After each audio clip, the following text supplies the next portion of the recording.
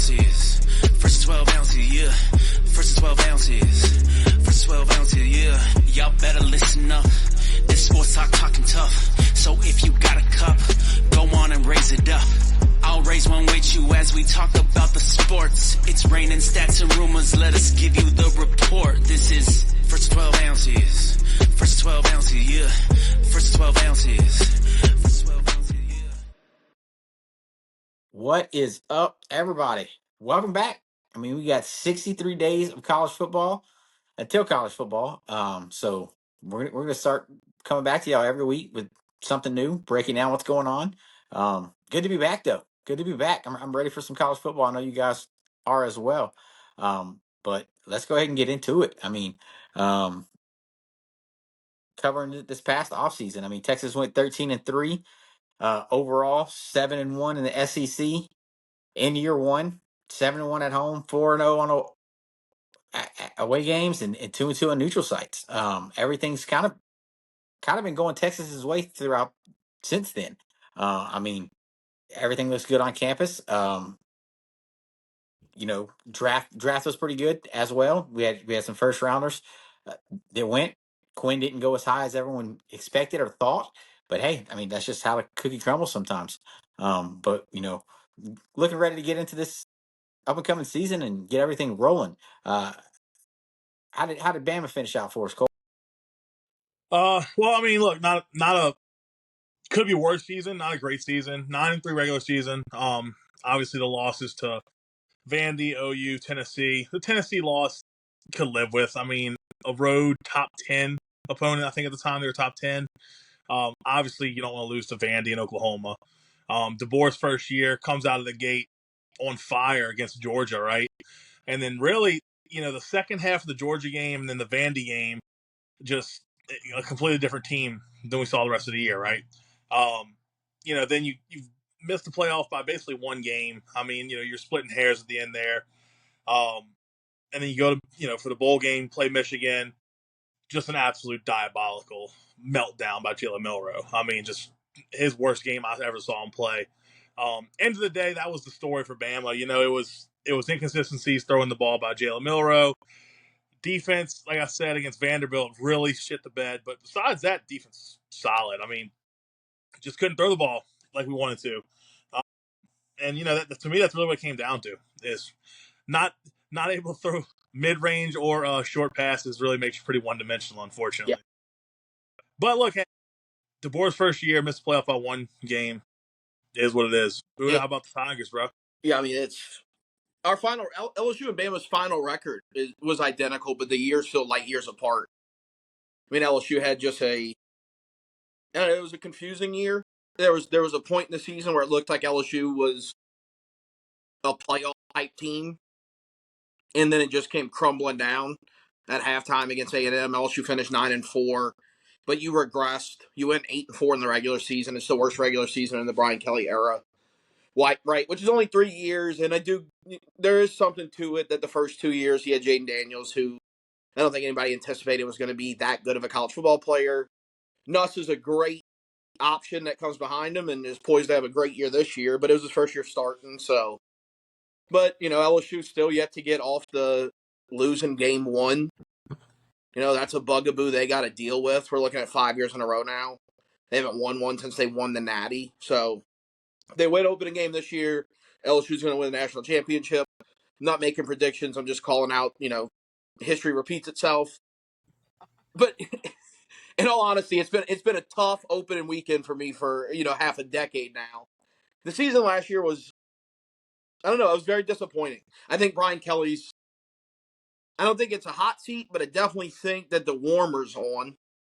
Right, like I definitely think that's starting to get rumbled around. Is this guy the long-term option? Did we hire Les Miles 2.0? I do think he's made some adjustments though, right? But all in all, Nussmeier was good. He was inconsistent, somewhat expected out of a first-year starter. He had really high highs. He had really low lows. LSU hasn't lost a bowl game under Brian Kelly, and they won another one this past year. You'd like for those bowl games to become playoff games, but that is something that I'll point to and say at least the team stays together. And the defense at LSU has to get better, right? It was improved this past season from the prior year, but it wasn't improved enough to where you're a contender and it loses games and you had glaring holes on the defense, such as stopping a running quarterback. LSU's got to answer a lot of questions. But all in all, last year, I don't know. If I had to give it like a letter grade, I don't know, a C. But the real grade I want to give it is just kind of like blah. I don't know. That's just kind of where it goes to. It just kind of like real cool moments, real shitty moments. I'd like to see some form of consistency because Brian Kelly did it again, where like you win games you're not supposed to win, and then you lose games you're not supposed to lose. Right? Like I don't know. It's we'll see what it looks like this year. But yeah, last year felt like a whole lot of the same. Minus you didn't have the Heisman winner, so ta-da! You go 8-4. Yeah, that's a big minus though. That's Yeah, that's a big minus. That's a minus that you would always want a plus. And speaking of that, one thing that Cole's buddy, his favorite quarterback from the Alabama era, Milroe did to me and Buddha is we both picked him to win the Heisman last year. I did. Preseason pick, we were like, hey, we think he's got everything going for him, and boy, were we wrong. He but just did. hey, week 5, you're sitting there, you're like, hold on a second, we might be onto something. He, I mean, look, dude, Milroe, the potential is insane. I mean, it's just you like to think year 2 he's gonna come out and throw the ball better, and it just didn't. It didn't happen. I mean, like even that Vanderbilt game, he played pretty good. I mean, I think he threw for like 320, ran for like 100 that game. I mean, just the games that we lost, it was because he could not throw the ball. Period. Tennessee, besides Vanderbilt, Tennessee and Oklahoma. Really, the Oklahoma one was just that was a lot going on there. I mean, we got receivers losing the ball in the fucking lights. We got Jalen Milroe just forgetting how to, throw a quick slant. Can't throw a bubble screen. It's getting picked off, almost taken to the house. I mean, it was just a terrible showing. I mean, but hey, hey, if he only played LSU, he'd be the greatest football player to ever walk the planet. yeah, I mean, unfortunately, some defense do how to stop a running quarterback. So Like, if you would have told me that LSU would have more success against Bryce Young than Jalen Milroe, like, if you just look at their two bodies of work, you'd be like, there's no way. But it's like the proof's in the pudding. LSU handled Bryce Young the 2 previous years better than they handled Milroe. Milroe cooked them. And Bryce Young, they played okay against him. They played some of their better defensive ball against Bryce Young. And yeah, I then mean, some of the worst defense I've ever seen against Milroe. the stats of it, but I know the Jaden Heisman year. I mean, Bryce played fine that game. Unfortunately, we just couldn't stop Jaden Daniels. We even tried to kill him. He played fine. I'm not saying LSU was lights out, but like, Yeah. it didn't feel like every time he touched the ball, it was just a matter of time before he scored a touchdown. Like, I feel like you had a prayer. Where like Milroe last year, it was just like he's got to fuck up. He's got to hit the ball off his knee, throw a stupid pick because we can't stop him. He's got to stop himself. Well, I don't know that I've ever went into a game more jacked up than being in that stadium for that game, but B, just like so confident in the game plan. I knew and I had a good feeling we were just going to pound the rock. I mean, and we did. We did exactly what we needed to do and just march up and down the field, thankfully. But anyway, Yeah, we'll see if those get fixed. Speaking of that, let's get into the spring recap. What everybody thinks went down spring wise.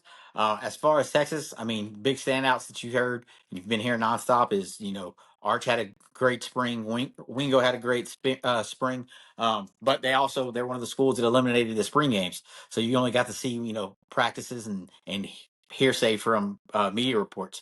Another kid that stood out there, two DBs that stood out real big.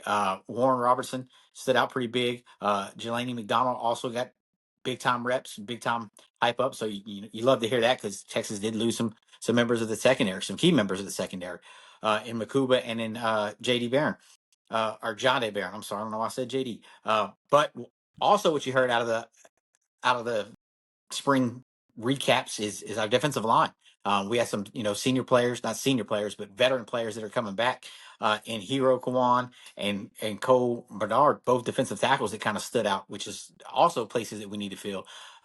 Which is, something that you love to hear. The big news, the big story that you're always going to hear out of Texas coming in before the season starts is Arch. You're going to hear he's the talk of college football. So any and everything he did in spring, there was no wrong. Any and everything he does from now till kickoff, there is no wrong. He's making all the right moves media wise. He's making the right moves off the field. He's stepping up to be a leader that you want to see. And I mean, what else do you want coming back from your quarterback? I mean, and you're going to get that with the last name that he has. So all the hype's going to come into it, but it's key factors of is he going to live up to it? Spring wise, other than that, I mean, we're getting limited looks at it without spring games, so you don't really get to see on field stuff outside of practice clips or when they have open media practices, which they didn't really have that many of. But from what I've heard, Wingo was somebody that stood out. Parker Livesey was another name that stood out. KJ Lacey, the freshman quarterback, was making some big moves, but he's sitting at QB3 right now, but still making big moves that you're going to want to see. You're going to want to have a depth at that quarterback position in case something does happen. Because hey, look, when all the hype came in with Quinn, what happened? We're in week 2 in Alabama, and he goes out, and he's done for until Red River. So if something happens to him, you want to hear maybe Trey Owens step up or KJ Lacey stepping up like the way he did. So you always want to hear names. You always want to have that depth. And Sark did look into that when the portal came around, but we'll talk about that whenever that section comes up.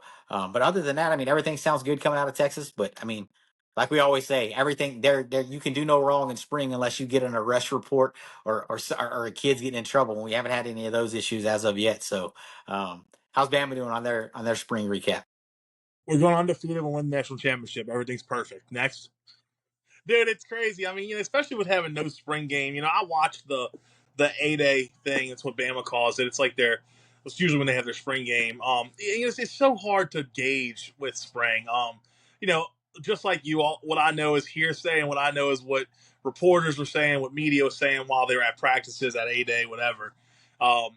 Obviously, we got a quarterback battle going during spring. I think it's pretty much wrapped up at this point. Ty Simpson, Keelan Russell, Austin Mack. Keelan Russell coming in, the biggest recruit in Bama history, statistically. Ty Simpson, a fourth-year senior at Bama, been in the program, sat his whole career, waited his turn, and look, it looks like he's the front runner now. I mean, Ryan Grubb said it, Kalen DeBoer said it. Even players are kind of saying that. Yeah, I mean, it's his job right now. That was the big talk of the town, right? What do you do there? Do you start the guy who's been there so many years? Do you start the true freshman? I have my own opinions. I like Ty Simpson. I'm a believer. I think he could spin it. I think he's extremely athletic. I think he's a very underrated guy. He's former 5-star. I mean, he was a 5-star for a reason. And then, look, you look to the rest of the team. I mean, offensive line, you got, a couple of new additions this year, but you got Caden Proctor coming back, Parker Brailsford. They seem to be the anchor of that O-line. Obviously, it's arguably the best center and tackle in the nation going into this year. The O-line as a whole, really, and the D-line seems to be the anchor of the team. That's your leaders. That's the guys that we put all our faith in. The receiver room is absolutely fucking loaded for Bama this year. Ryan Williams, everybody knows what he brings to the table. Jeremy Bernard, just a surefire guy. You can always count on him to make the catch when you need it. You can always count on him to get open when you need him to. And then you bring in Isaiah Horton from Miami, a guy who had like 650 yards, I think like 6 touchdowns, 5 touchdowns. I mean, that room is just loaded. And then look, spring is when freshmen start showing out, right? Latsier Brooks, a freshman from New Jersey, just an incredible receiver, deep threat. He made some pretty big plays during spring. Derek Meadows, a receiver, flipped from LSU actually, and he made some really big plays. I like where our receiver room is right now. I think it's gonna be one of the best in the nation. Running backs, obviously, Jam Miller's the guy. Richard Young's the backup there. Both incredible. Nothing but good things to say about all of them. Defensively, we have a loaded secondary. It's kind of weird. Our receiver room is really loaded, so is our secondary. Damani Jackson coming back as a senior. Xavier Brown, who started last year, coming back. And then, you bring in Cam Calhoun from Utah, who's coming in as a starter there. Statistically, I think he had like 2 interceptions. I don't know how many pass breakups or anything like that. But, he was good enough for us to want to go get him when he hit the portal. So that's enough for me. You got both safety starters coming back who both looked great in spring. And then you bring in Ivan Taylor from Michigan, I'm sorry. He's a freshman, flipped from Michigan. He had a big spring. Dijon Lee, true freshman cornerback, will get playing time this year. In spring, everyone talks about how long he is, how big he is. He's 6'6", like 205. I mean, just a big body corner. So, I mean, overall, look, it seemed like it was a pretty good spring. A lot of those names I just mentioned really, really showed out. I like where we stand right now. I really do, and I think we're gonna give some people some pretty bad problems. Yeah, yeah. I think that most interesting moment, or the most interesting thing for me, looking at y'all's spring game and following as much as I can, along with you, is that quarterback position. It's still crazy to me. I mean, but hey, if Keelan sets a year and he's happy with setting a year, that's going to be huge for y'all, just because he's going to learn the program more. He's going to learn everything about it, and he's going to keep rolling with it. I think Ty Simpson can get it done from some of the clips that I've seen that you've sent me, and just other things that I've seen about the kid. He looks like he can handle it, and he's been on campus for a while, so it looks like he's ready to go. But still, I want to see what Keelan can do as well. I'm just still in the back of my head. I'm just like, when this kid gets on the field, it's going to be electric. I mean, look, the talk is that Keelan Russell does have some learning to do, right? I mean, he has to mature. He's probably 18, maybe 19 years old, straight out of high school. But the kid is a freak athlete. I mean, he can just run and sling the ball wherever he wants. Period, no doubt about it. But and look, I like the maturity at quarterback, and I got to be honest, like I know Tyson can throw the ball really well because I've seen him do it in actual games. I don't want another quarterback who can't throw, so let's go with what we know right now. And please, Keelan Russell, don't transfer on us. Just sit for 1 year, and next year, I mean, it's his offense. Look, yeah, I'm sure there'll be a quarterback battle with him and Austin Mack, but let's be honest, Austin Mack's not beating out Keelan Russell for a starting quarterback position. That's just not happening. I'm What sorry. star was Mac? Do what? What star was Mac? 4-star. 4-star. Because I know what is it? We had looked it up one time. I know 5 stars statistically, like it's not likely that they stay with your school. I think 50% of 5 stars transfer before they graduate or before they finish their time in college football. Yeah, like, Yeah, it is a crazy fact. Hopefully, it's Austin Mack. What's going on down in Baton Rouge with their spring, Buddha? Yeah, LSU spring's been pretty quiet, or I should say was pretty quiet. There's just not there's question marks at LSU, but there's not question marks that the media can answer or that we can watch in spring ball and get answered, right? Like, LSU's fortunate that in some of its most important positions, it's got its answer. The quarterback position is always going to be a hot topic, and it's different than even Texas. Like, LSU's got a starting quarterback that's high level, that's already been a starter for a year. So there's no debate on what that looks like. People already know what Nuss looks like. They there's not a lot of care, right? Of clips you see because you've seen it on the field. LSU's also fortunate to have 2 elite level linebackers, or at least one in Whit Weeks, and Harold Perkins back. That was kind of the big news entering. Was Weeks got hurt in a bowl game? How was that? Looks like he's going to be fully back. They're going to be ready to go. The question mark was the O-line, and then that turned out to really not be a big question mark. It seems like that got answered pretty quickly, and everyone I know on the inside said they're like, I think it's one of the strong spots of this team, and everything I've heard is that they think they're going to run block better than the previous O-line, which is a big statement because that other O-line's got, I think 4 of them got drafted. Now, they're not going to pass block at that level, right? Like, Will Campbell's probably the best O-lineman ever play at LSU, but I have heard that they're going to be a better run blocking group. I think LSU's got to be better at the run, right? But ultimately, you look at a spring like this, and I think myself personally, and I think a lot of the LSU fan base feels the same way. We just don't give a shit. I'm tired of hearing about it from BK. I'm tired of hearing about, look how good these guys are. We're going on the 4th year. I want to see it on the field. On paper, this is Brian Kelly's best roster, without a doubt. Right? This is the best roster you've brought in. It's the best defensive talent grouping he's going to have.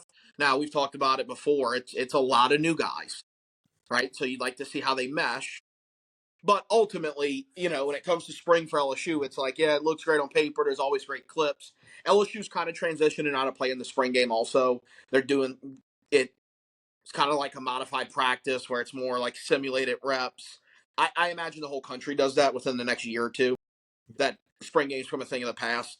But, I know Arch just had a really good showing at the Manning Passing Academy. I've seen the clips from that.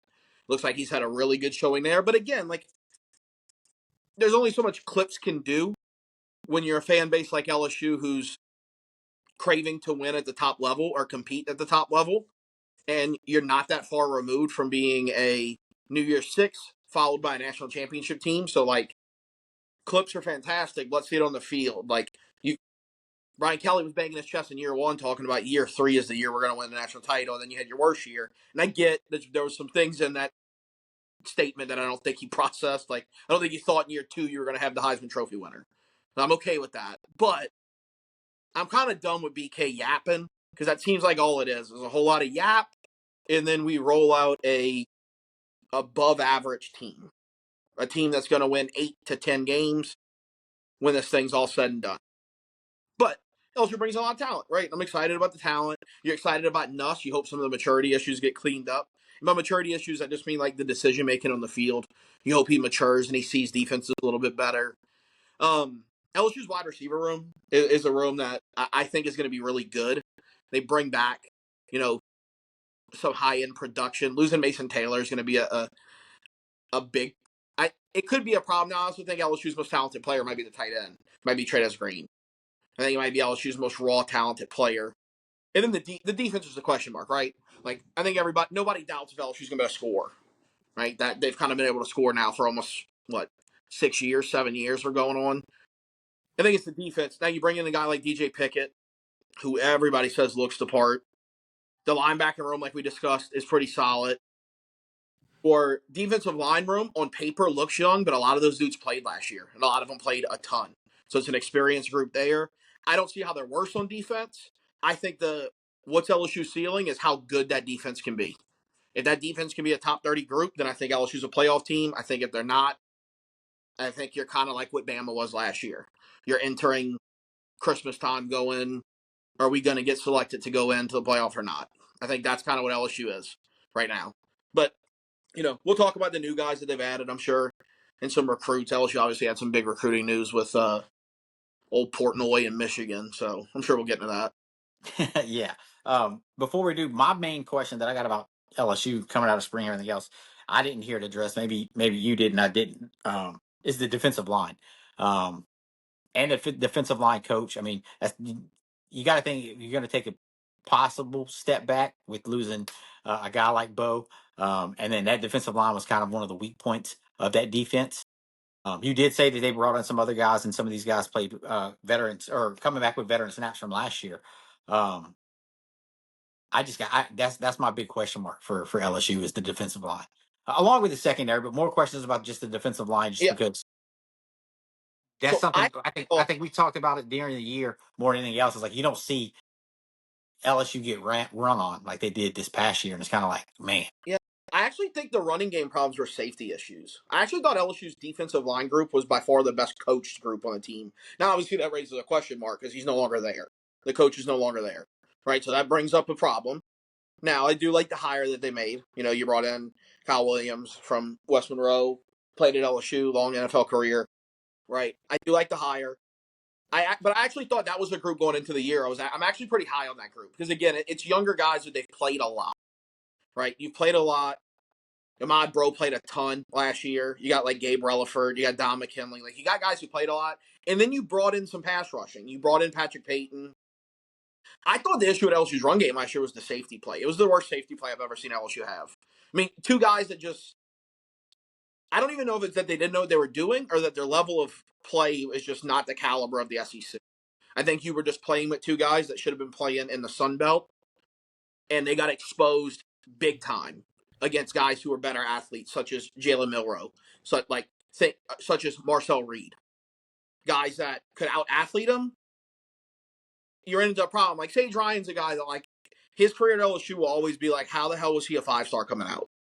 Because he never lived up to it. And I think he's I bet he's a great guy, and I bet everybody likes him. But at the end of the day, like you play for a program like LSU and you're a 5-star, the expectation is you're a future first rounder or a second rounder, not that you're a liability on defense. I think the safety room got a lot better. But again, it's a massive question mark. It's like when you play NCAA on your PlayStation, and in the off season you bring 5-star recruits. Some of them stay at 75 overalls. So you got to make sure the shit is better. but I'm optimistic because I don't think the safety play can get worse. Gotcha, Fair. gotcha.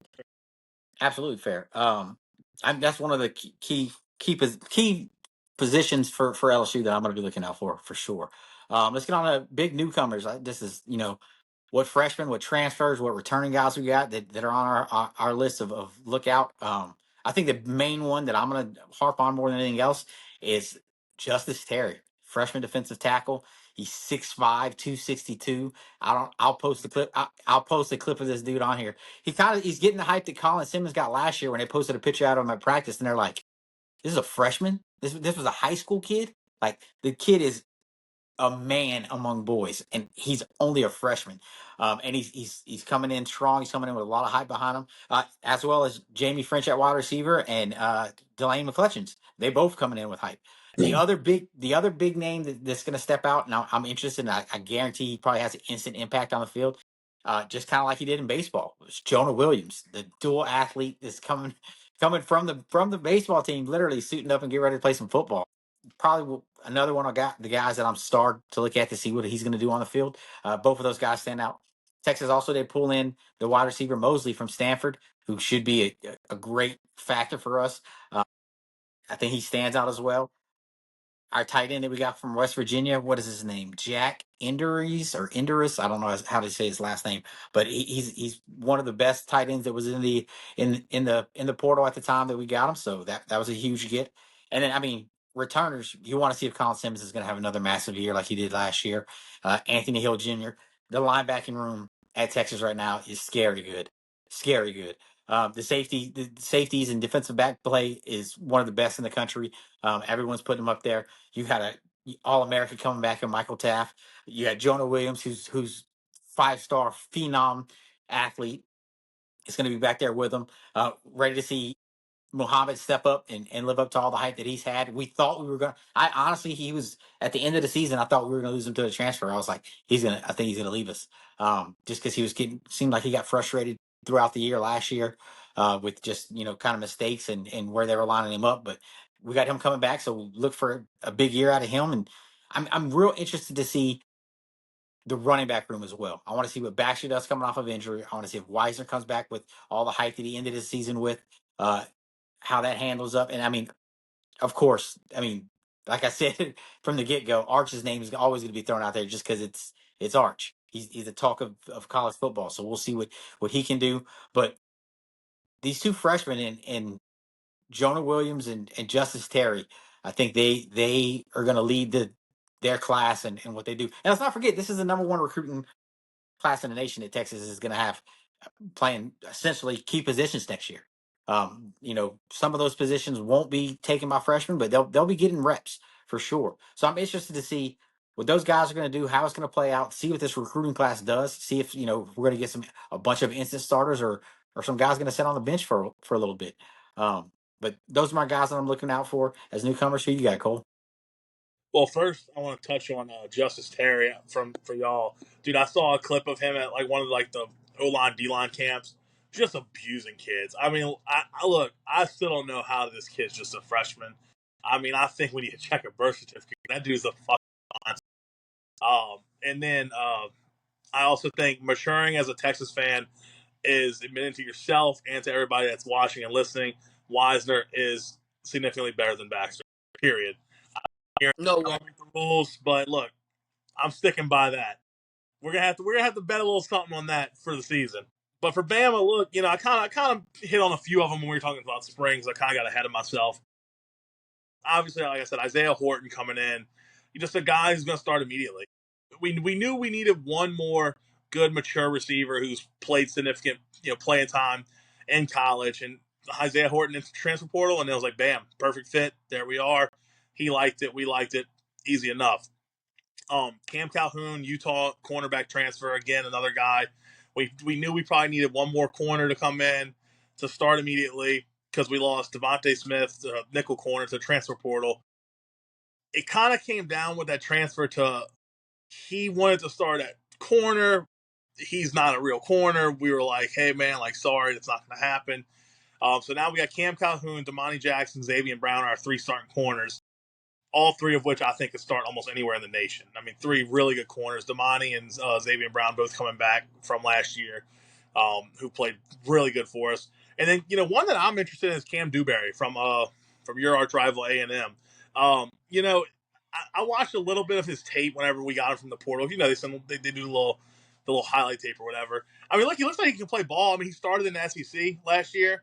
I guess that's good enough for me, right? I mean, if he started at A&M, I mean, not that they were incredible, but like he's still starting left guard in SEC.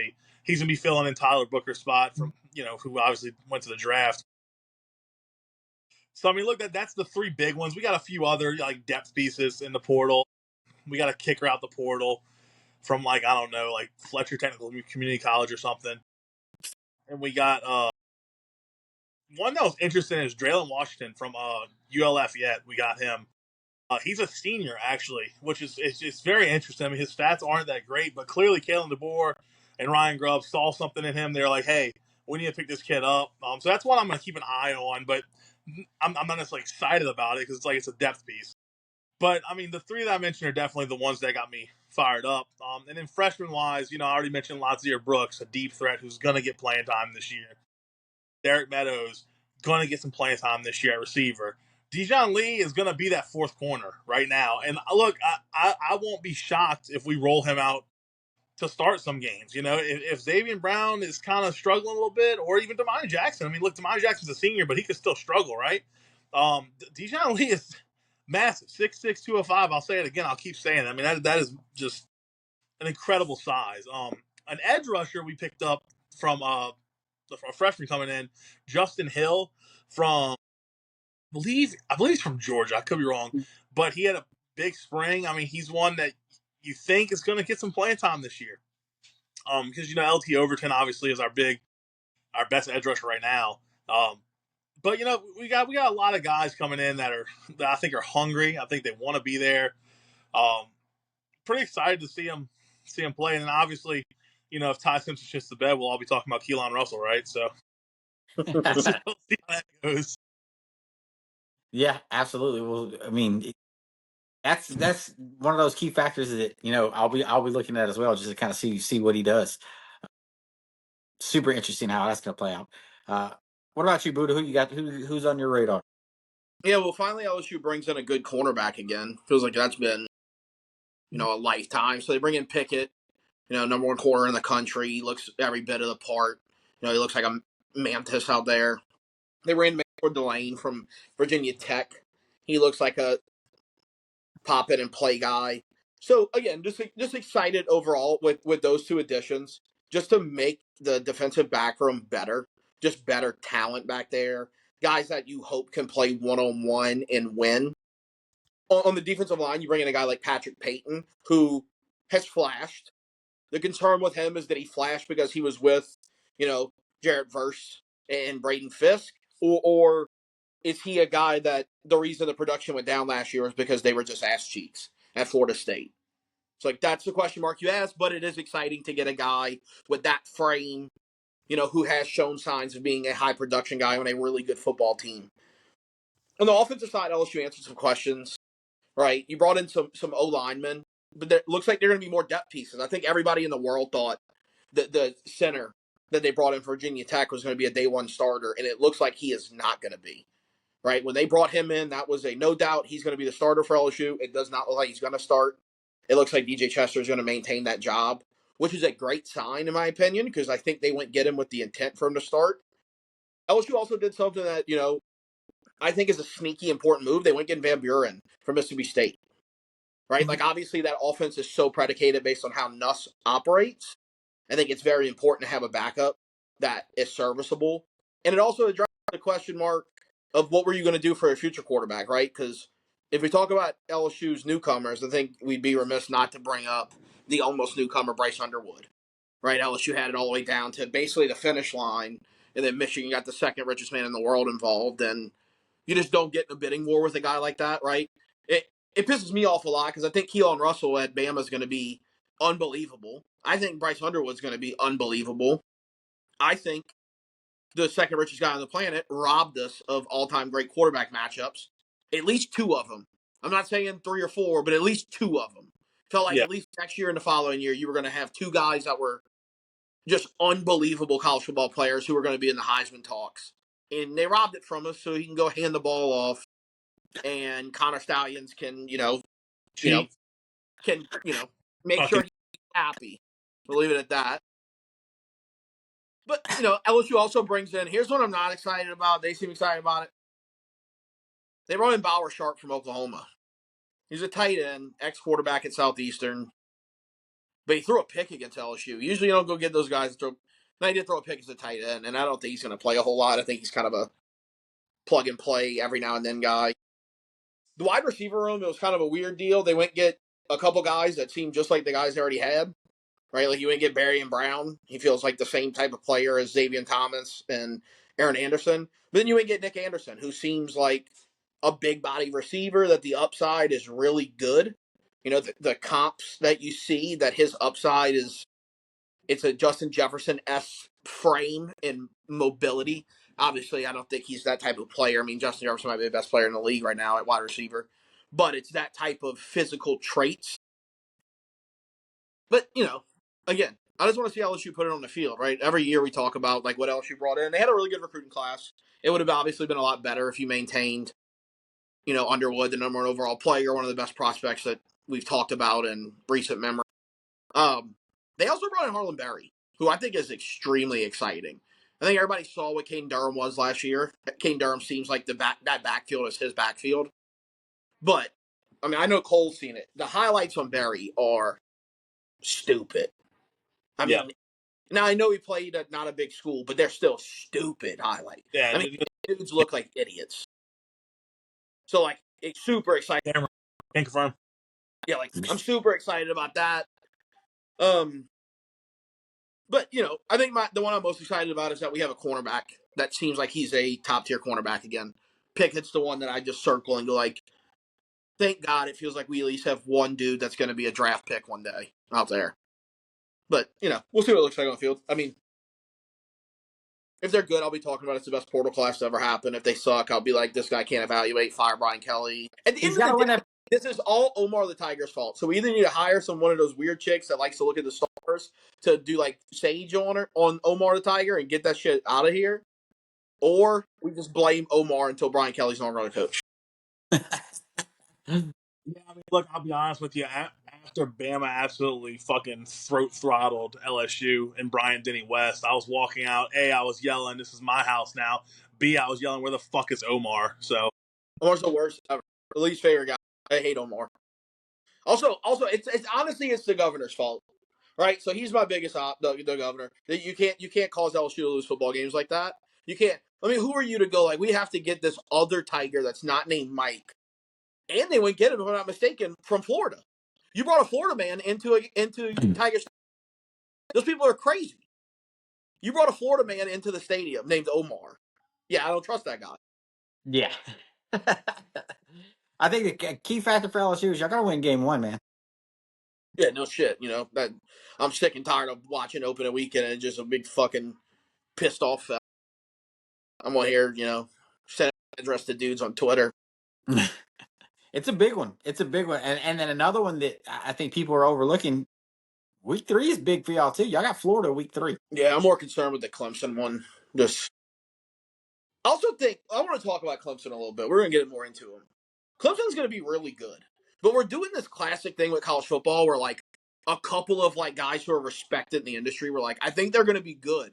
And now people are starting to talk about them like they're far and out the best team in the country. I mean, they're so back. They might go undefeated this year and win a national title. I'm like, hold up. It's still a team that snuck into the playoffs last year.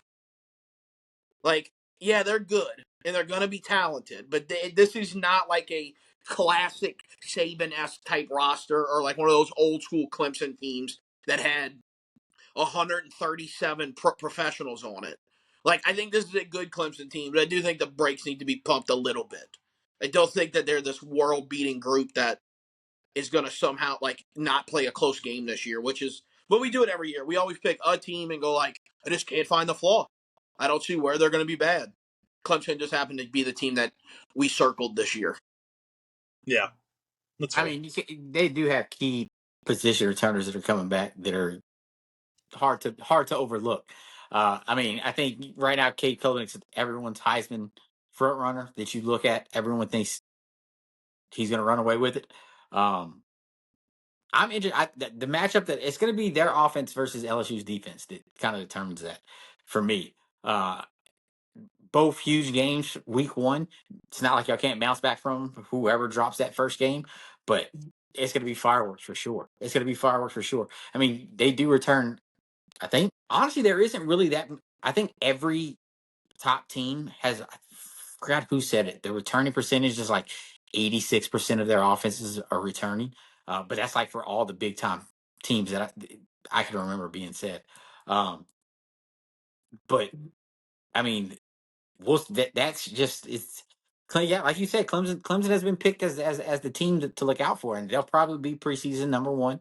Yeah, they've been circled as the darling. We'll see. We'll see if Dabo can keep that momentum going and actually getting it done on the field.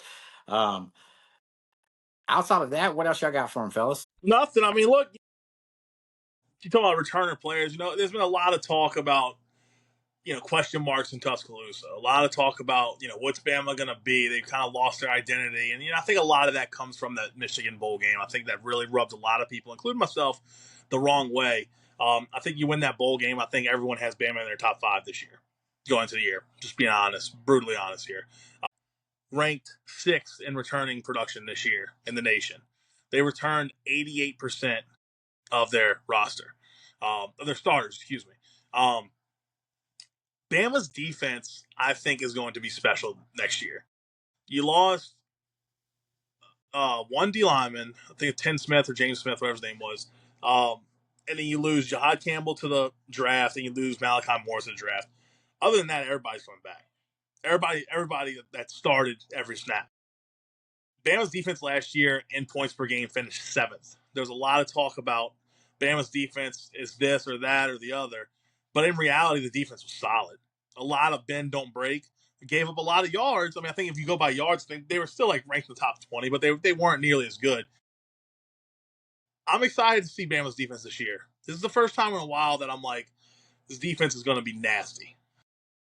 Even when we had Kool-Aid and Terrion Arnold, I mean, you still get torched some games just because, that's just kind of college football these days. But I think Bama's defense is in a special spot.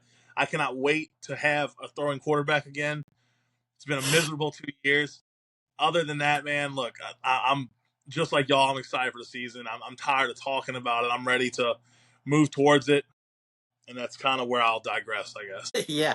And I mean, we're going to be talking about it for a little bit longer. Like I said, 63 days until kickoff. I think all of our teams pretty much set in a good position.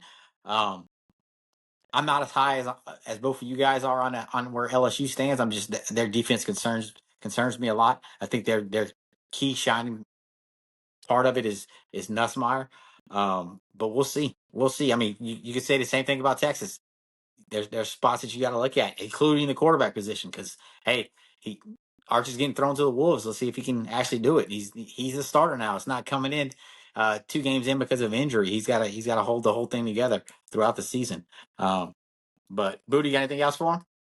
Nah, just excited for the year. Just want Brian Kelly to be better. That's it. That's a big ask, but we'll see. We'll see if it happens. Look, that's all we got for y'all today, guys. We'll catch y'all next week on the next one. Till then, y'all have a good one. Hug 'em. First 12 ounces. First 12 ounces, yeah. First 12 ounces. First 12 ounces, yeah. Y'all better listen up. This sports talking tough. So if you got a cup, go on and raise it up. I'll raise one with you as we talk about the sports. It's raining stats and rumors. Let us give you the report. This is First 12 ounces. First 12 ounces, yeah. First 12 ounces.